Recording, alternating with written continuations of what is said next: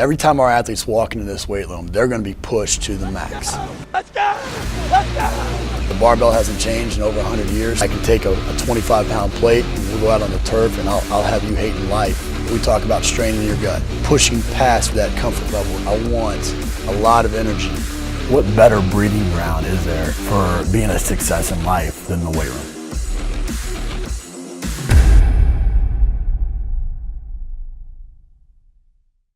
Hey guys, welcome back to Iron Game Chalk Talk. I'm your host, Ron McKeefery, and this is episode number 200, a super big milestone for us. And I want to thank you guys for listening each week and appreciate those of you that leave ratings and review on iTunes, as that helps us reach as many coaches as we possibly can. I also want to thank our sponsors, and specifically Woodway, for bringing these episodes to you for free each week. Only partner with brands and products that I believe in, and Woodway is obviously one of those brands. This week, super excited to be joined by Mark Asanovich. This is my biggest mentor in the business. He is the guy that gave me my start and taught me. I use his lessons each and every day. And when I started this podcast, there was 3 people that I wanted to get on the show. And, it's taken an episode 200 because in Mark's eyes, in my eyes, Mark is the epitome of the rubber stamp of approval. And I wanted to make sure I had a good podcast, one that I was completely proud of before I had him on the show. But Mark, thanks so much, man, for coming on. It's an honor, Ronnie. Mark, for those of you, 14 years NFL veteran. You've been pretty much anywhere and everywhere, but I want to take it back, to, when you first decided to be a strength coach, that origin story. What was it that inspired you to go down this path?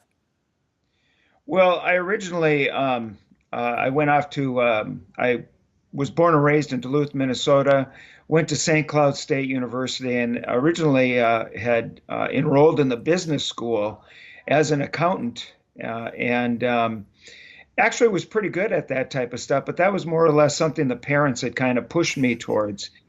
And I knew I'd always wanted to coach. And so what I did is I got an education degree figuring if I can teach, I can coach.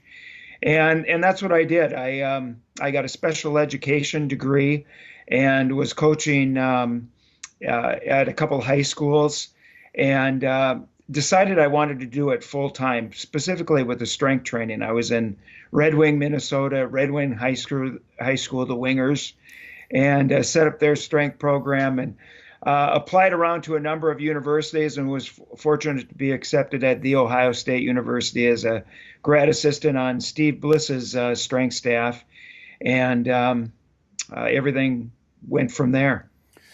You had lots of stops. You mentioned the Wingers there, and I know you were at Anoka, Ohio State. You spent time at the Citadel, and then you started your long stretch with the NFL, with the Vikings and Tampa Bay and Jacksonville. Which one of those experiences really defined you as a coach?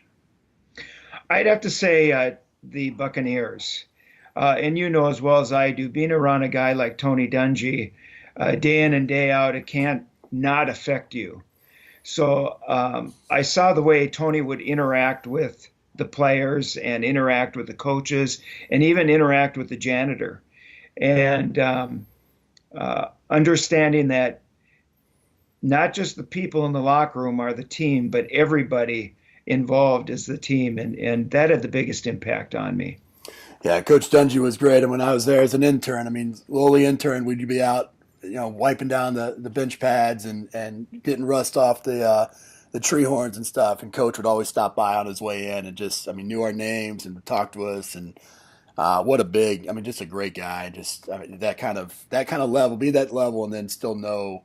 The lowly intern was really, really big, and then he was big when my brother passed away. He had reached out as well, which was unbelievable. But Coach, in all those stops, you've made some mistakes. What was maybe the biggest mistake you made, and kind of how you learned from it? Well, it actually my biggest mistake was at, and I didn't know it at the time, but it was at Red Wing High School. We had a player who came from a very athletic family. His brothers had been moved on from Red Wing to collegiate positions and scholarships, and my calling at that time was to learn everything I could about strength training. So I would show up at every strength training conference in Minnesota. I'd be in the front row taking notes and listening to coaches from Go to a Bowl every year university, and thinking to myself that if they do it and they win, then I should do it, and kind of went with the mainstream at that time. And so I did a lot of Olympic lifting with the athletes at Red Wing because that's what everybody was doing. And this particular player had a good career at Red Wing. Then he went on to a scholarship at Mankato, and he was a very good athlete, so he made the kick coverage team. And I went and watched, and he's running down the field, and he totally blows out his knees. Mm. And I'm figuring out to myself, I did everything I could for this kid. Everything was by the book. It's what everybody else was doing. I just don't understand. This was a non-contact injury, just running down the field. And it kind of gnawed at me. And finally, I just said, well, that's the game. That's football. That's what happens. And then when I went off to Ohio State and I understood the physiology and everything, I called the orthopod for this particular player, and I asked him to send over the X-rays. And in X-rays, you should only see what's ossified, right? Which is bone. You should not be able to see ligamentous tissue. And when ligamentous tissue is injured, it calcifies. And you can see it on X-rays, and I could see all his ligamentous tissue and everything like that. And I had to ask myself, to what did I contribute to that? The game contributes to that, but to what did I do in the weight room? So from that standpoint on, my question was, I understand that everything works, but what's the safest way to do it? Right. Right. That was something that you always would preach to us. It was the 4 Ps. It was prudent, practical, purposeful, and productive. I think you added one, didn't you? Yeah, I did. What was the fifth one? But it must be back out, I guess, huh? Yeah.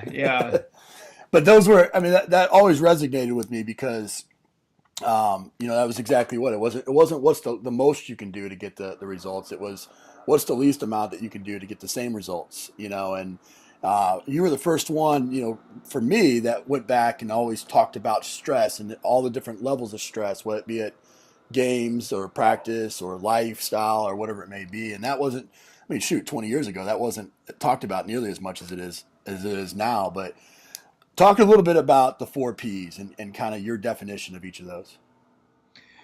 Well, it starts with prudent, and prudent just speaks to safety. And it's like I was just talking about. The research shows that when you introduce a progressive overload to the physiology, you will have a physiological adaptation.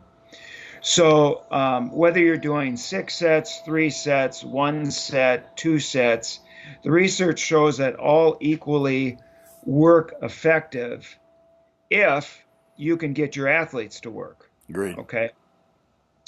So the deal is, if everything works, then the next question would be, well, what's the safest way to do it then?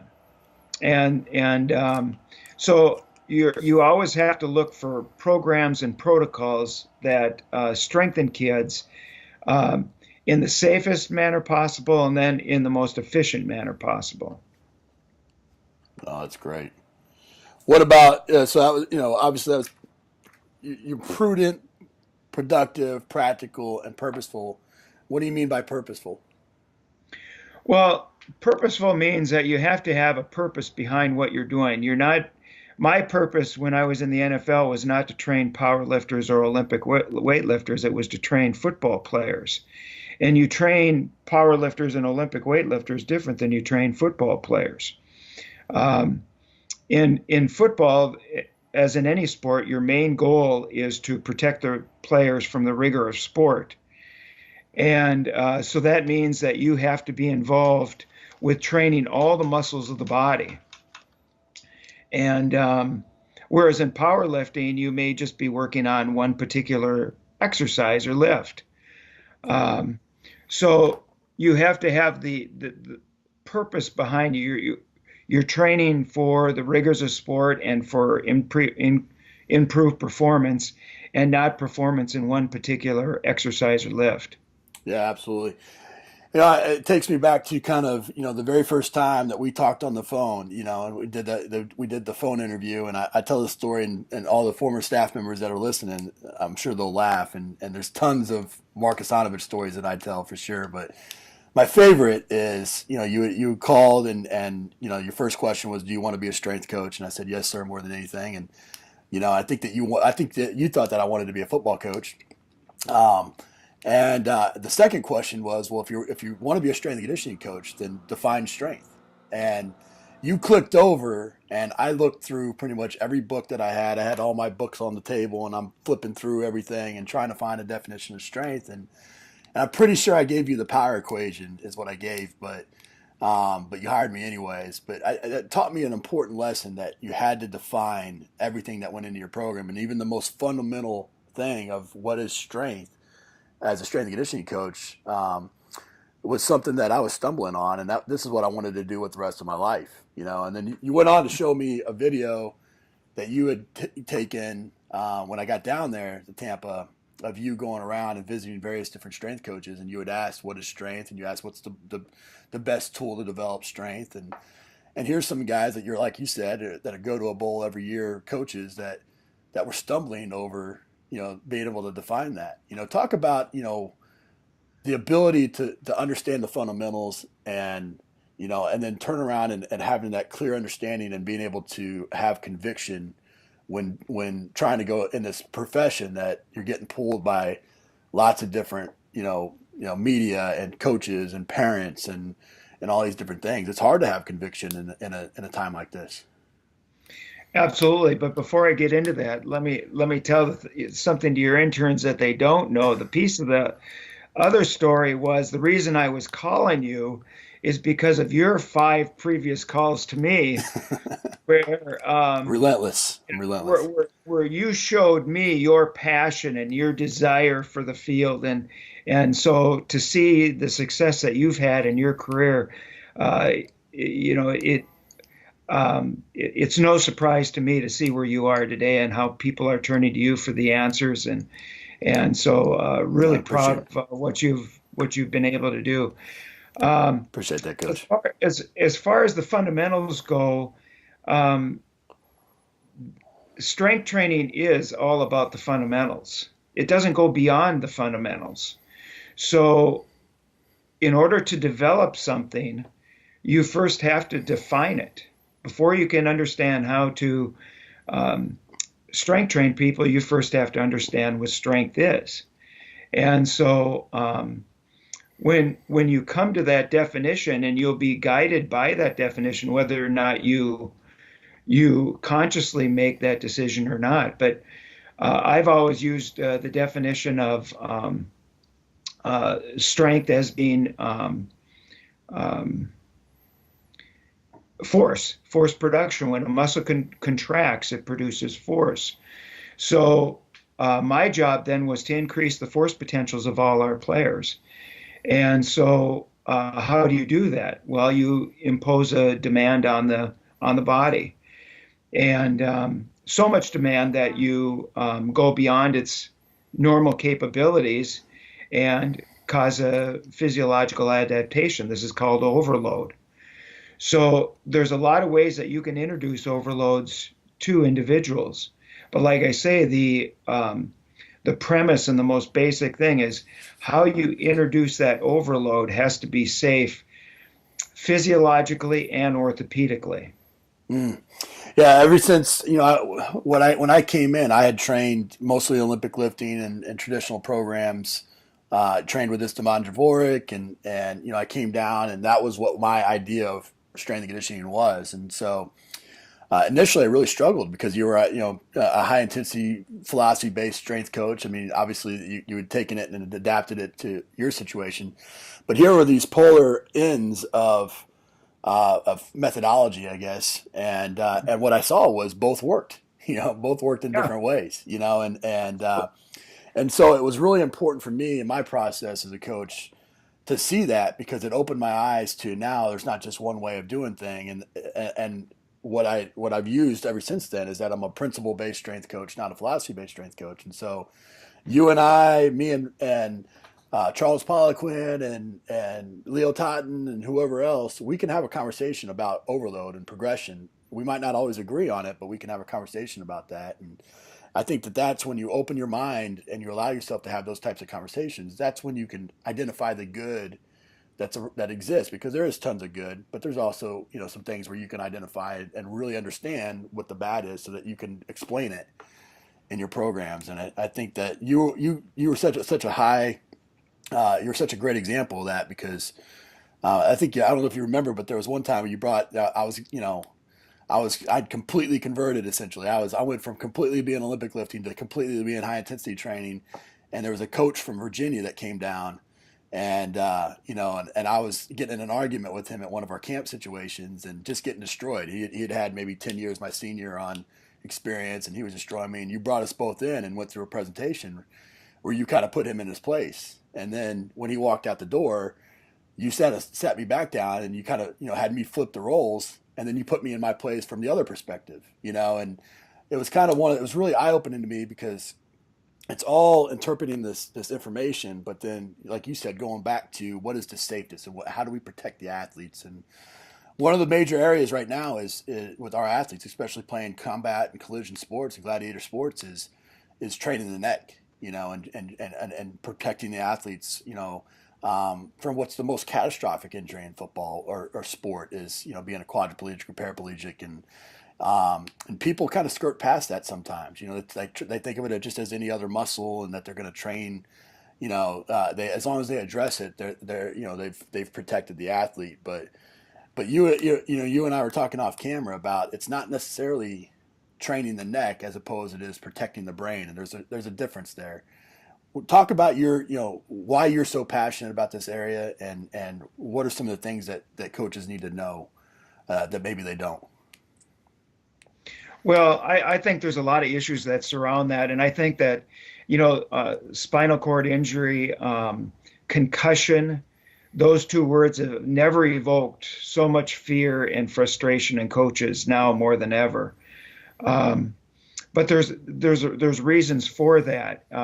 One of the things is, even though we are more aware about concussions, it's still an invisible injury. Right.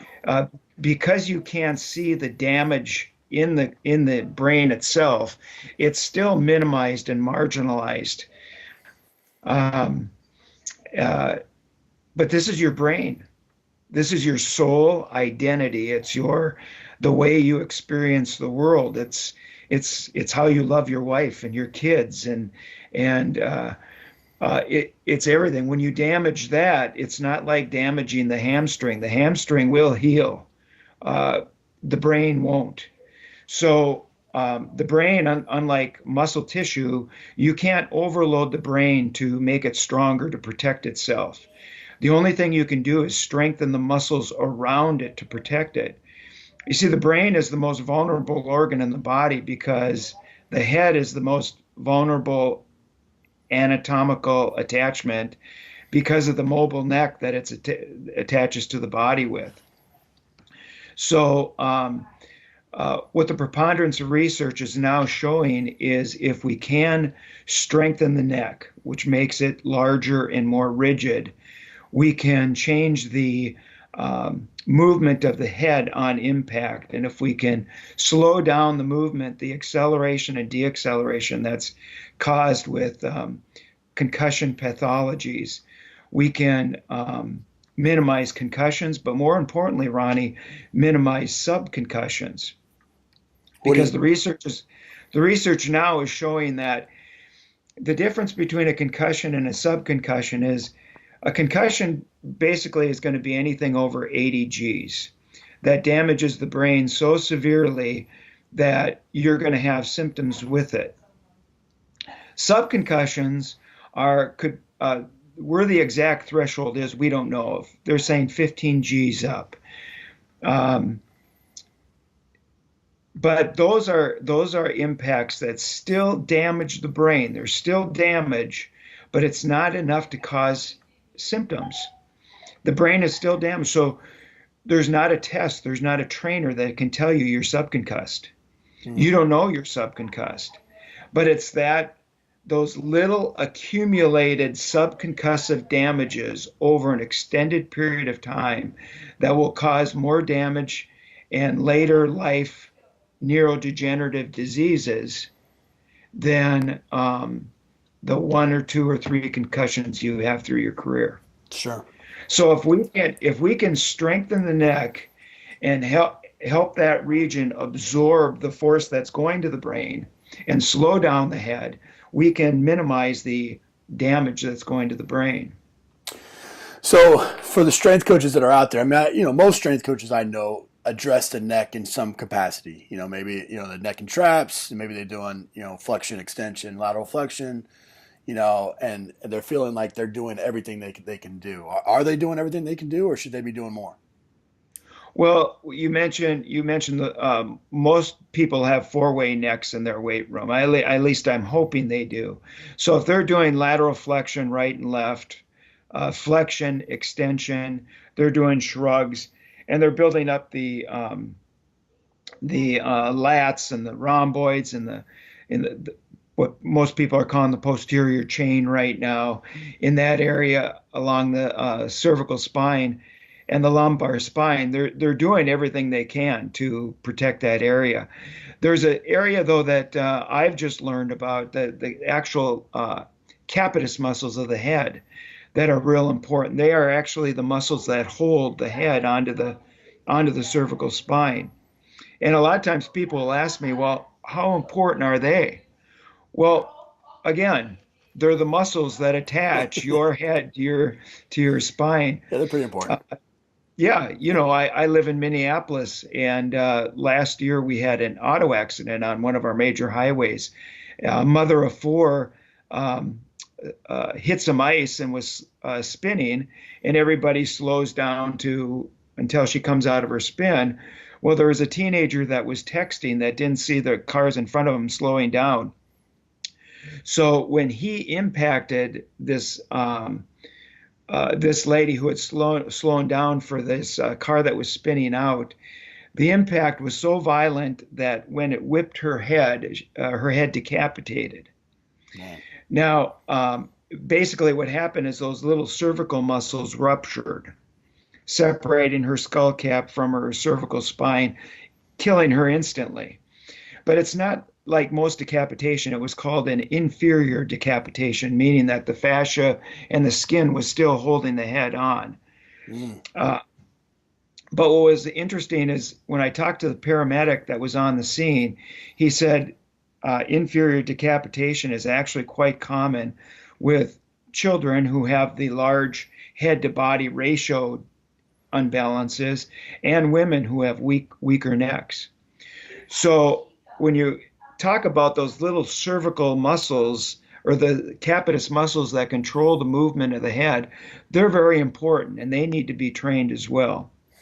So I know that you've created a piece of equipment that addresses that, but what can they be doing to train those capitis muscles? Well, it's no rocket science to train muscle. You just put resistance against the function of the muscle. Right. So the head has 10 degrees of motion of flexion and 25 degrees of extension. So the reason I created the machine was so that you wouldn't have to have a goniometer to say, okay, stop. It actually puts a range limiter on the machine. So it stops you at 10 and it stops you at 25. And in stopping there too, you can flex the muscle in its fully contracted position to recruit as many fibers as possible to optimally develop it. That's great.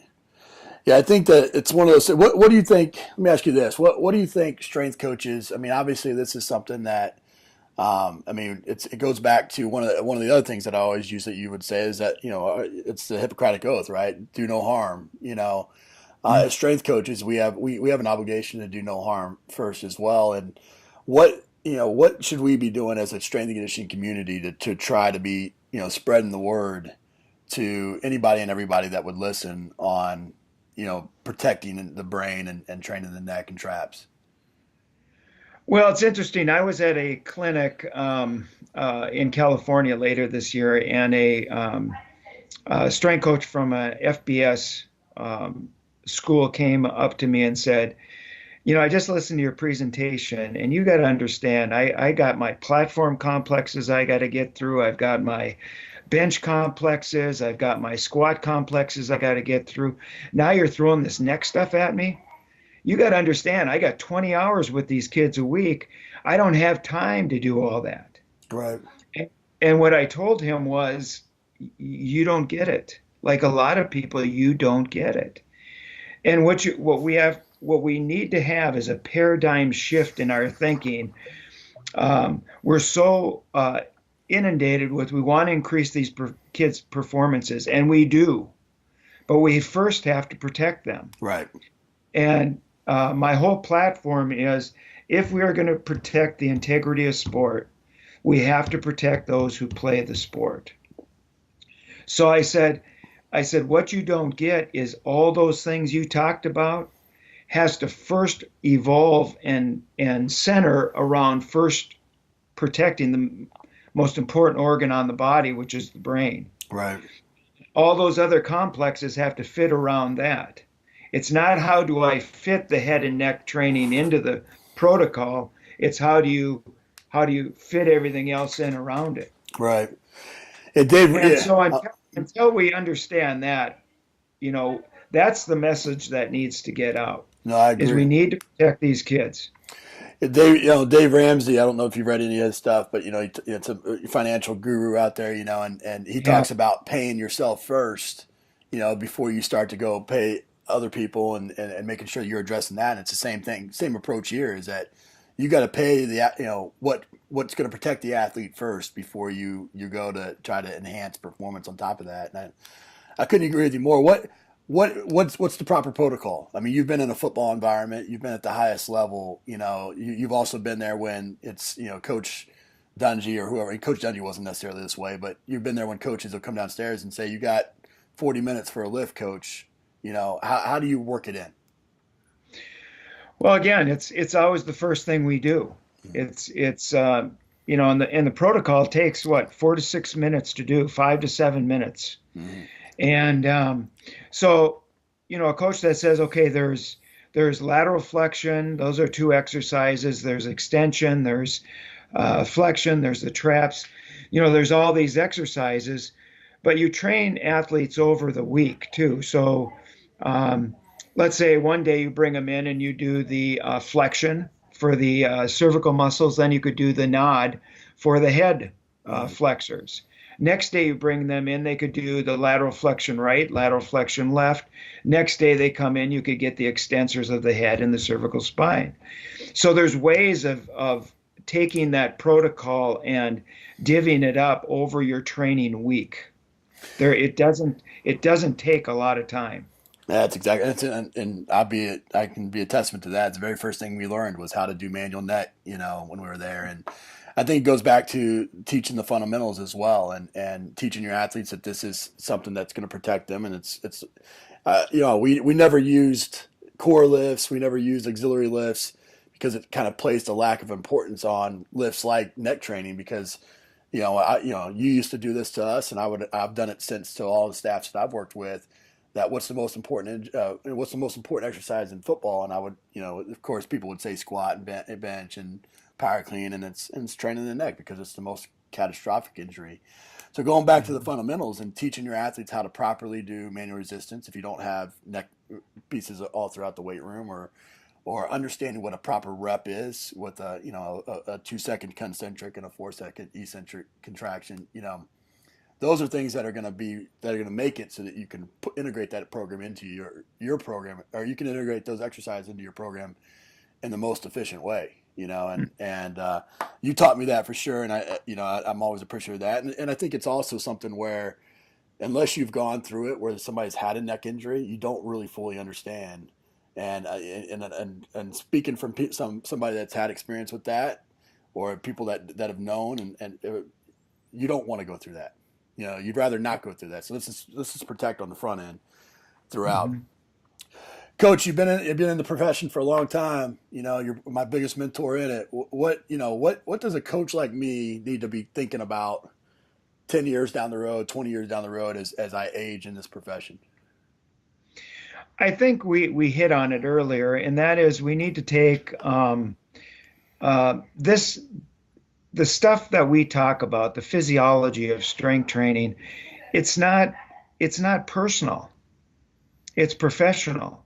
I mean, I've been at clinics where coaches get emotional and yelling and angry and everything like that. I can think of a lot of things to yell and get angry about. When you talk about what's going on in Afghanistan and we're talking about barbells and dumbbells here, and I think people that have been, like we were talking about, that are either black and white or polarized on one side or polarized high intensity on one side and this other group on the other side, those people have torn this industry apart. We need to come together and dialogue these issues and, take a look at the research and what is it saying, and how does this best fit into your program, coach, given to your equipment and the kids you have, and how does this best fit somebody else's? We go off to clinics and we talk about, we do this set and rep scheme, and we do this and we do that. Well, to somebody who doesn't maybe have that equipment available to them and stuff like that, it's not practical. But what is practical is what you just said, when a coach says, hey, we gotta get 100 guys through safely in 40 minutes through a total body workout. How are you going to do that, coach? Right. And we don't talk about how you administer it safely and productively enough. And we don't talk how do you do it safely enough. And I think those are the issues that we really need to take a look at, rather than saying, I disagree with you and I disagree with you. And disagreement, that's good, because that causes dialogue. Agreed. But we can agree to disagree. You can do it professionally, yeah. Yeah, and we can agree. We can disagree in an agreeable manner.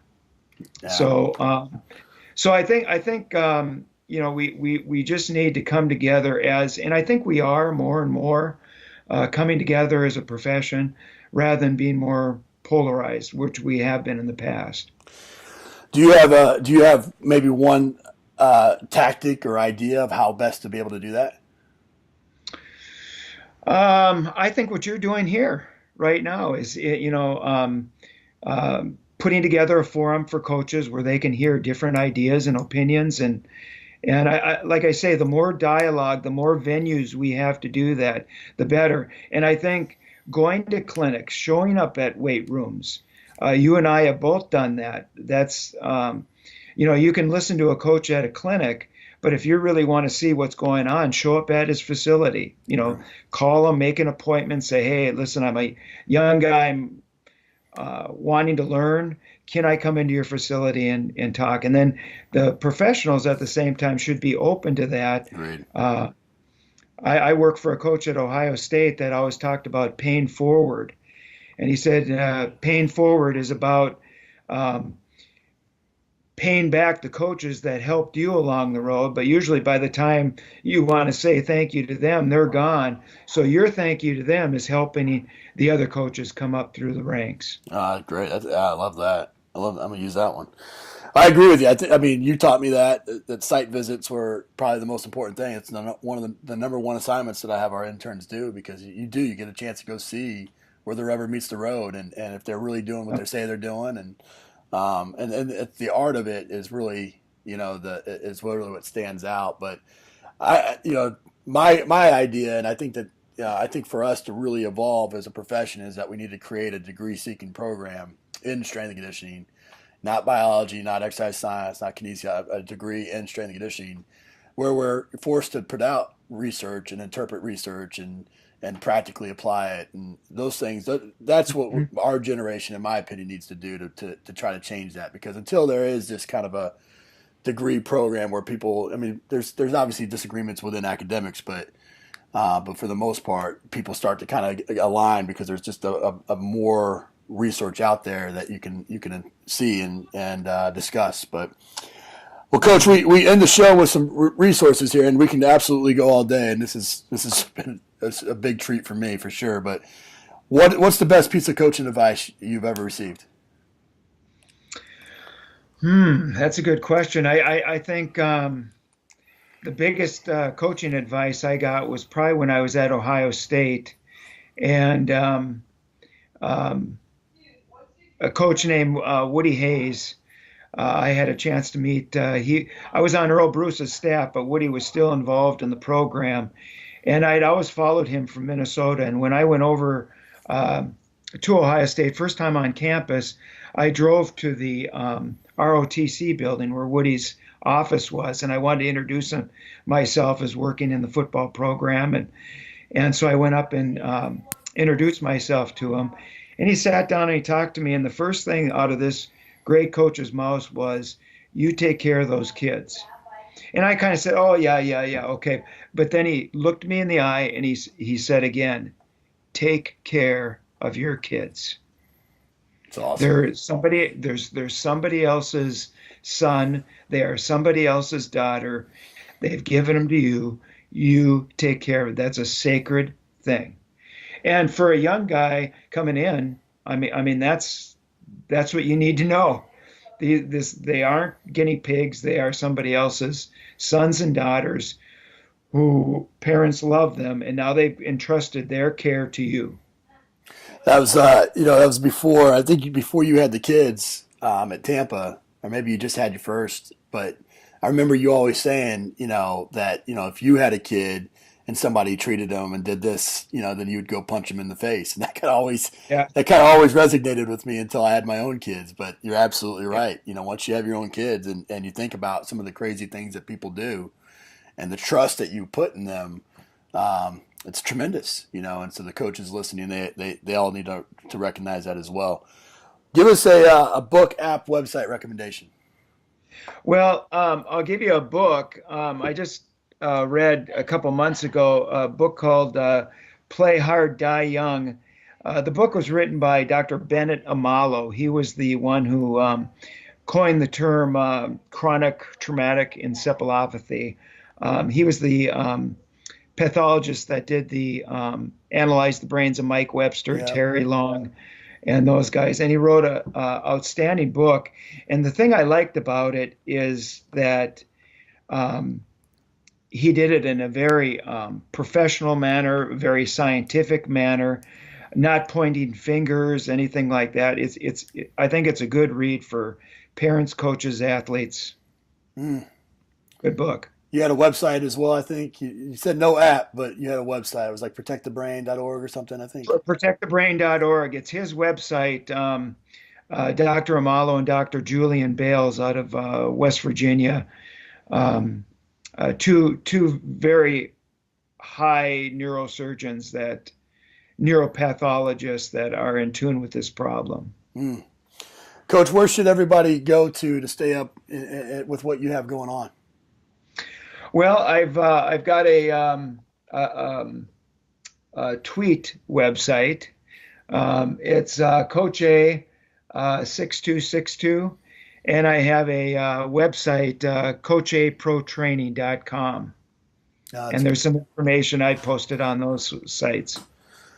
Well, Coach, this is like I said, this is a treat for me, and I know I've said it to you many times about how much I appreciate the role you've not only played in my life way back when, but you've continued to play throughout, and you've definitely been the gold, the gold standard for me to try to live up to and try to aspire to be, because I mean you've shaped not only my own career, but I mean many other interns and coaches that have come through your program, and just continue to do it the right way. So thanks so much for everything you've done for me, and you've done for the profession, and just appreciate you for coming on the show as well, Coach.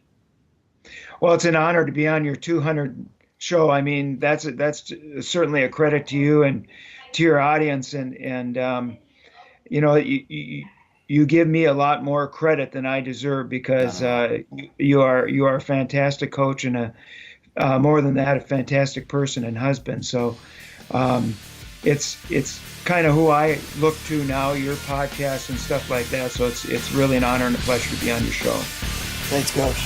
That's it for this episode of Iron Game Chalk Talk. Thanks to this week's guest as well as our sponsors for bringing this episode to you for free. Make sure to check out ronmckeefery.com, where you can join our mailing list, find the show notes, including all the links and resources mentioned, and information about Coach McKeefery's other products. While you are there, please join Coach McKeefery in the comments section thanking our guest for sharing.